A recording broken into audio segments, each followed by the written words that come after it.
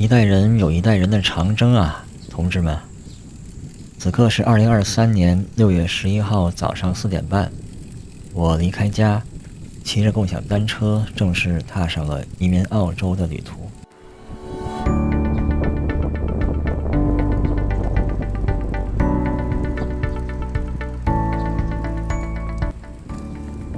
出门前我看了一下天气预报，感觉从哲学的角度说，骑车去澳洲似乎不太可能。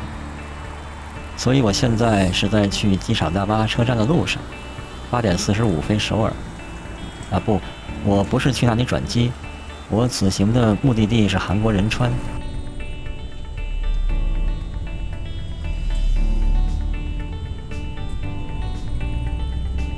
为什么要在中澳间的行程中画出这条曲线呢？那也是因为我们工作中的某些失误嘛。哎，你看出差距了吧？你爷爷一失误，我爷爷就要饭。文良同学说的没错，这正是我们为什么。不过这并不是我去仁川的原因，这不是失误。这段弯路对于我们，我是说，对于我和我的夫人妮娜以及我家的猫猫们来说，已经是2点之间最短的路途了。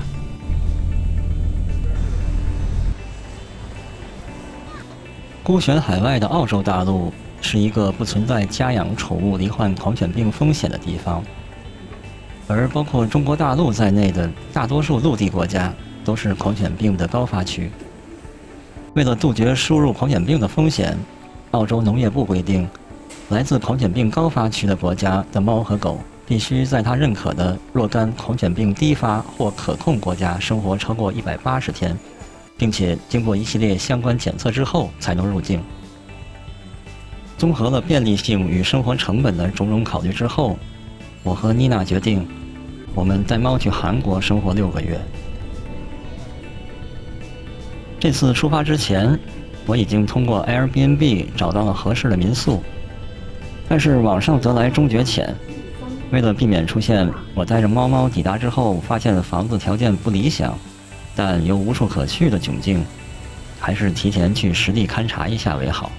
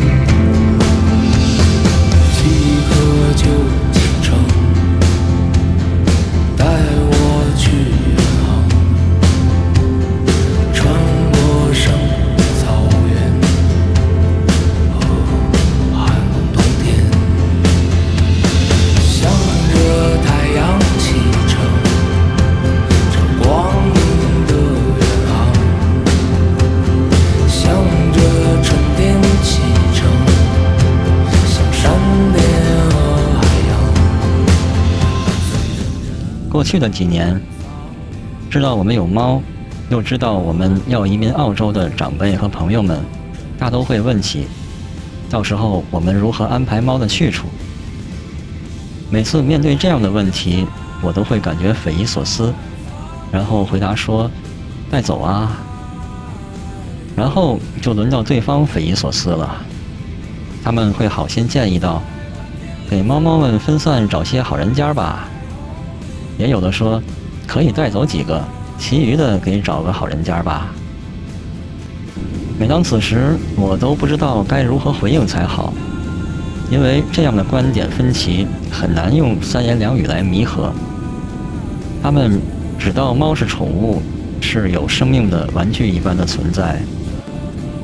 且不说猫的情感是否需要去重视，单单是我这10几年来与猫有关的种种经历和感受，就必然而且顺理成章地能够导出我这样的选择了。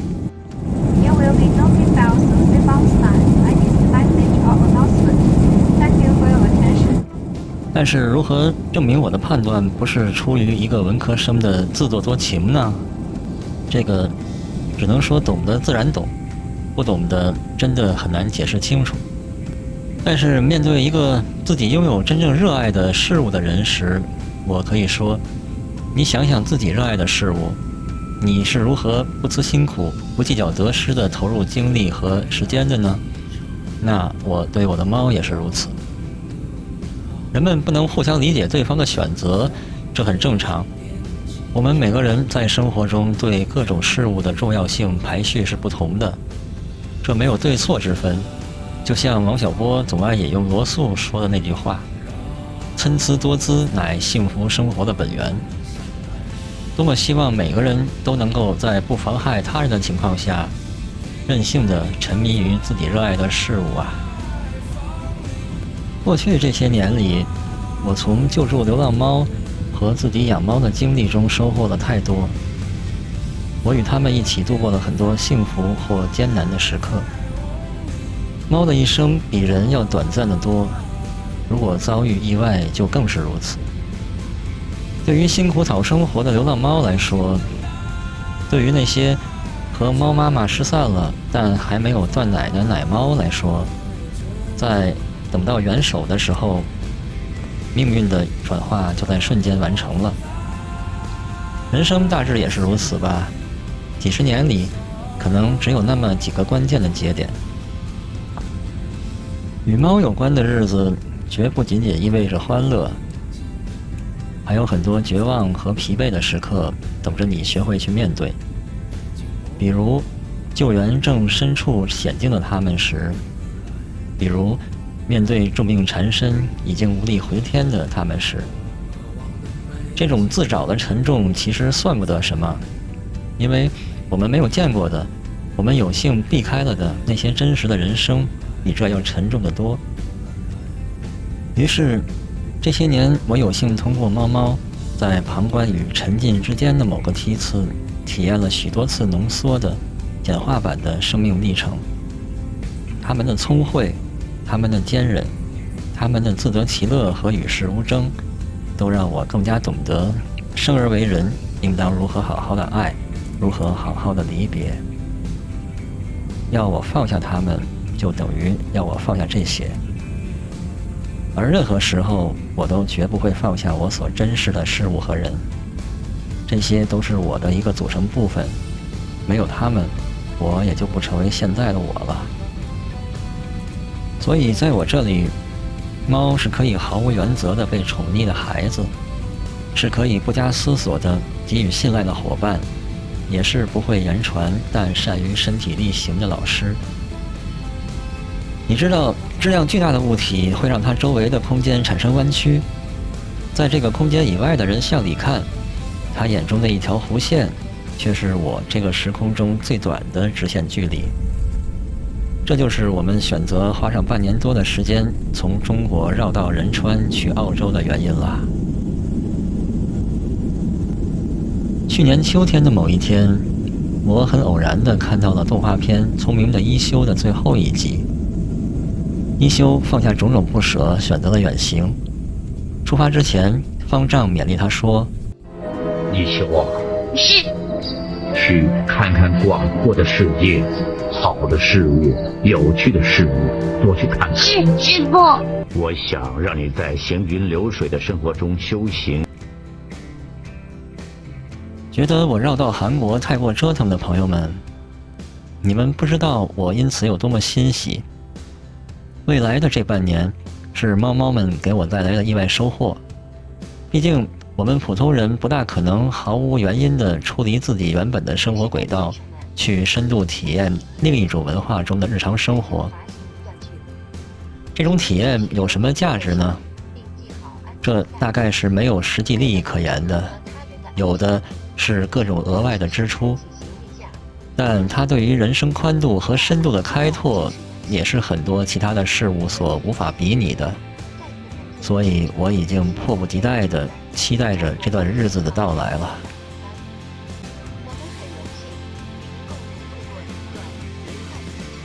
也有朋友问我，你去韩国，夫人支持吗？我特意去查了一下“支持”这个词的含义，大意是说赞同或鼓励。就我的理解，这个词义解释多少还有一些包容和迁就的意味。那妮娜支持我的选择吗？这么说可就远了，因为在她看来，这也是唯一的选择。而且因为游客在韩国逗留不能超过90天，所以今年秋天我回北京的时候，她会从澳洲飞过来接替我一段时间。无论选择一个地方还是选择一个人，都意味着选择一种生活。若想一直追寻行云流水的生活，就在自己原本规划好的人生旅途中去选择吧。而代价就是得付出更多的耐心和等待。对，我为此等了很多年。说到这里，我忽然意识到，妮娜也是我生命中的一个猫猫。她是我的伴侣，是我的孩子，也是我的老师。德国作家赫尔曼·黑塞说，人永远回不了家，可是当志同道合的路交叉在一起时，整个世界看起来就像是家园。所以管它韩国还是澳洲，这样的世界，我们走多远就有多远。就让我走吧，马上就出发，到城市，到乡村，到有你的天涯，有欢笑，有泪水，有回荡的歌声，有曾经，有将来，有从容的一生。10几年前，在那个前移动互联网时代，兄弟我积累了2次跨州长时间远游的经历。有这个垫底，出抵韩国就不存在应对无措的问题了。出关、换韩元、买手机流量卡、买日常消费用的储值支付卡、坐机场轻轨换乘地铁，出站来沿着地图的大致指引，一路找到9月南路，找到订好的民宿，输入密码，开门进屋。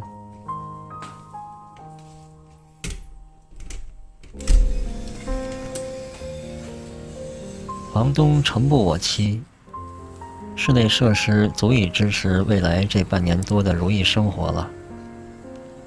而这民宿周边街区的环境和氛围，实在是意外的惊喜。这简直就是一个仁川的皇家花园啊！天津，1980年代，我们童年的皇家花园，不用多说，老朋友们都知道那意味着怎样的市井繁华。转天傍晚见到房东，进一步谈妥之后，当面在 Airbnb 上签了6个半月的租约。6月13号早上，我沿着来路踏上了归途。仁川 I'll be back。